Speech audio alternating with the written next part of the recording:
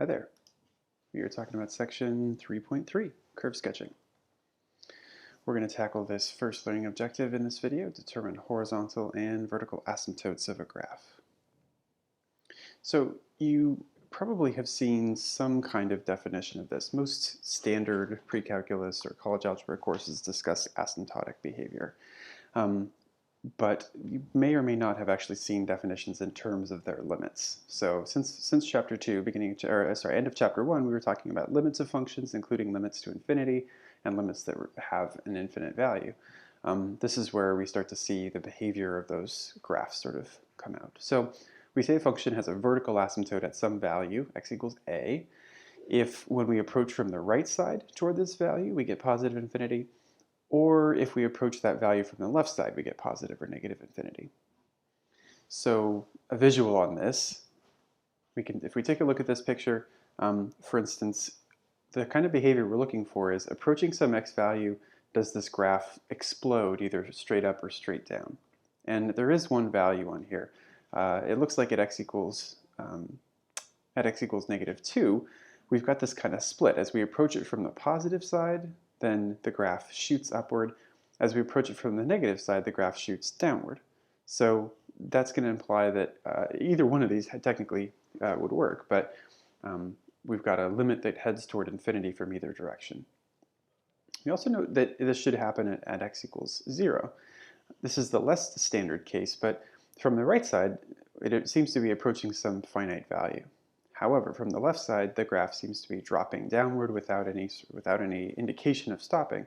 So we're going to infer that that implies this limit is negative infinity from the left. So because it approaches that way from one side, that's actually enough. What we often will do is include in our graphs some kind of perfectly vertical line, just like the one I'm throwing out here, to indicate where those asymptotes might be.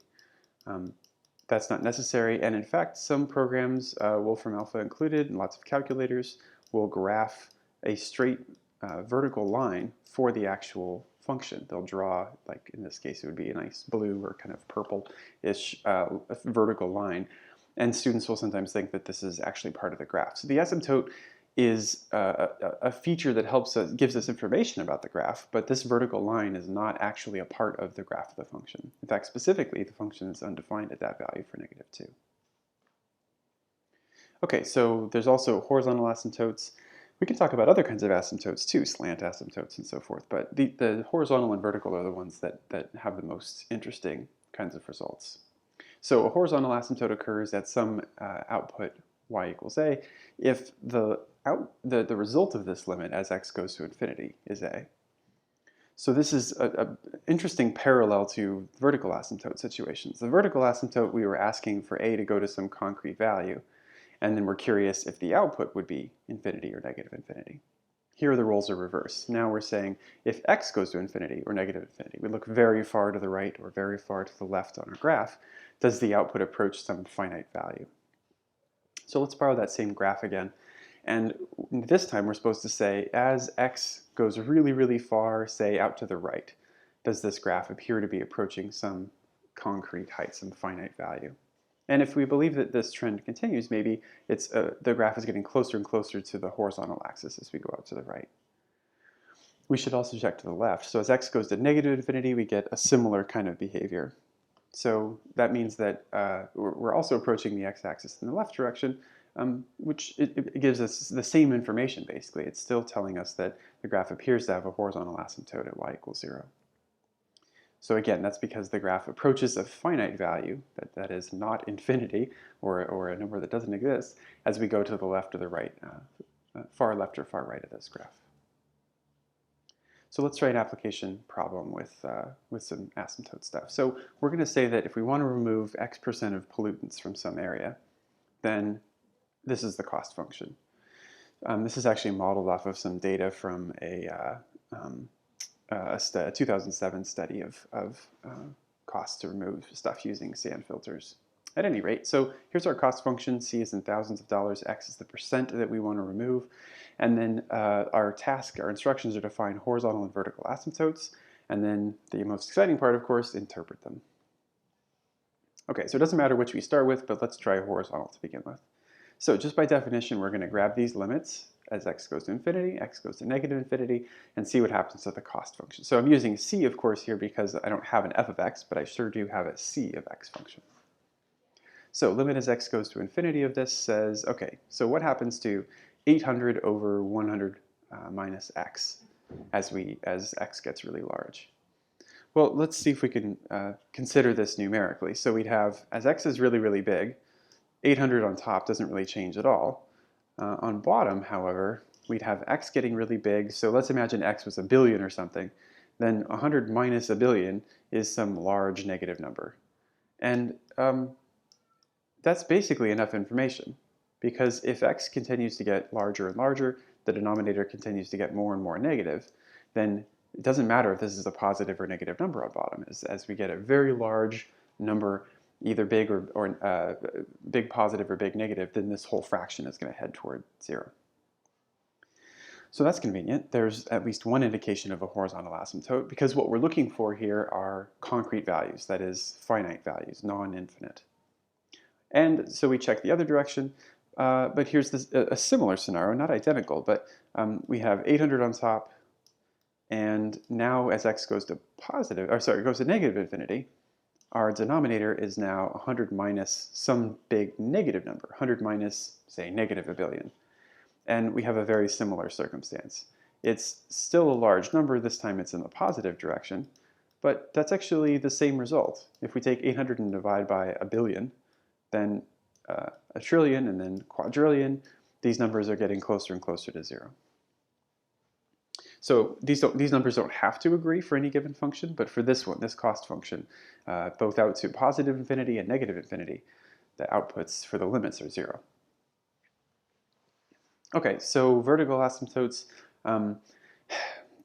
we're discussing a particular type of function in this case. So I'm always a little bit reluctant to talk about strategies that only apply to particular types of functions, but we're gonna make use of it in any event. So what we're looking at basically is that for a rational function, we're gonna find places where the domain errors occur. That is where we get undefined values. Those are the most tempting opportunities to run into vertical asymptotes. They don't always result in vertical asymptotes. Sometimes there's other interesting things there, those fun graphs where we see holes, like a little open circle in the graph that we've drawn before.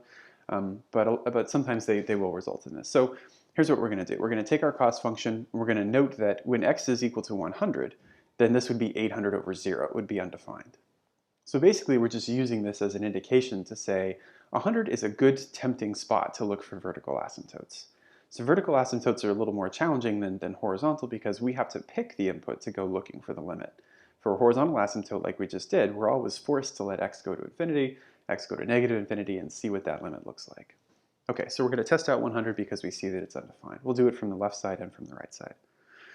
So again, the consideration is as x approaches 100, but for numbers that are slightly larger than that, then again, just thinking kind of numerically or qualitatively here, we'd have 800, because the top doesn't get to change. And then on bottom, we'd have something very close to 0. But if x is very slightly larger than 100, 100.001, then 100 minus that is going to be some small negative number. So, and by small, I mean close to 0, negative 0.0001 or something like that. So a small negative number, however, means that we take 800, divide by something small and negative, that's going to make our outputs very large and negative. So what that's going to imply is that this graph is going toward negative infinity as the x values continue to get closer and closer to 100, but from the right side. If we try the same thing with x values approaching 100 from the left side, we have a similar kind of qualitative situation that we can draw out here. So we've still got 800 on top, that doesn't get to change. We've got x approaching 100, but from the left side, so 99.99 is something I should think about. 100 minus 99.99 is going to get close to 0, but taking away 99 something is going to mean that this number is still positive on bottom. So the qualitative thing that I can write is that as x gets closer to 100, but from the negative side, that is 99 point something or other, then we're going to have small positive numbers in the denominator. And if you divide by a small positive number, the overall fraction is something big. If you divide by 0.0001, then your fraction is some large positive number. So what we're going to end up with is infinity for our limit there. We actually could have stopped here, if you recall. We could have noted that as soon as we see that there is an infinite limit, negative or positive, as we approach 100, then there must be a vertical asymptote there. So it doesn't actually matter for us to check the other side of this, but it's good practice anyway to remind ourselves how to find these limits. So, and there's just a written reminder of that. So we only really needed to figure out that one of these limits was infinite. We don't have any other places where the cost function is undefined. X equals 0 or x equals 100 was the only one. So we can conclude from that that there shouldn't be any other vertical asymptotes. This is a little bit wishy-washy, but we're basically saying if the function isn't undefined there, then it's not a good place to look for vertical asymptotes. There are certainly cases we can create Frankenstein's monster kind of functions that patch stuff together and have vertical asymptotes, but are also defined in a certain spot. But in general, when we're just given a formula, that's not going to happen. So we were also supposed to interpret our values. We figured out vertical and horizontal asymptotes, but we're also supposed to say, what does that mean in some context? So, okay, so a horizontal asymptote says that if x approaches infinity, so that is our inputs, percentage of pollutant removed approaches positive or negative infinity, so these were our x's, then the claim is that the cost to remove these pollutants gets prohibitively large. Or sorry, it gets closer and closer to 0. So just wanted to change colors there. So our horizontal asymptote was y equals 0. So we're saying as x gets close to positive infinity or negative infinity, then the cost to remove this is getting close to 0. That's sort of a weird conclusion to come up with, but keep in mind that it actually doesn't really even make sense for us to do this. So value of x approaching infinity doesn't really make much sense, because if you think, okay, the least amount of pollutants we could remove would be 0%. That's the farthest left that we could go. And the most that we could remove using these sand filters was 100%. So going to negative infinity or positive infinity is not actually a meaningful situation here. So actually, a perfectly valid conclusion for this particular problem is that the horizontal asymptote has no interesting interpretation, because it doesn't make sense for us to go to negative infinity or positive infinity with our inputs. Vertical asymptote, on the other hand, so at x equals 100, that means that percentage of pollutants to be removed as this approaches 100%. So let me get consistency. Go back to red. So percentage of pollutants removed, that's our x value. And remember, we wanted x to approach 100, so we're approaching 100%. We could say from the left, maybe that's the thing that makes the most sense in this application, but regardless, as we approach 100%, then the result from this is that the cost approaches infinity. Maybe this does have some meaning. Basically, if we as we try to get closer and closer to removing every last little molecule of whatever pollutants are in there, essentially we're running cost up to something prohibitively difficult, something that would require an infinite amount of money. So you may disagree with the model. There may be some cap on actually removing every last little bit of pollutants out of there. So it may be super expensive, but not actually infinite. But this is what the model predicts. If we try to remove 100% of the pollutants, it's going to cost an infinite amount of money. Okay, so that's it for our vertical and horizontal asymptote video. We'll be back to discuss a strategy for graphing functions using all their features in the next video.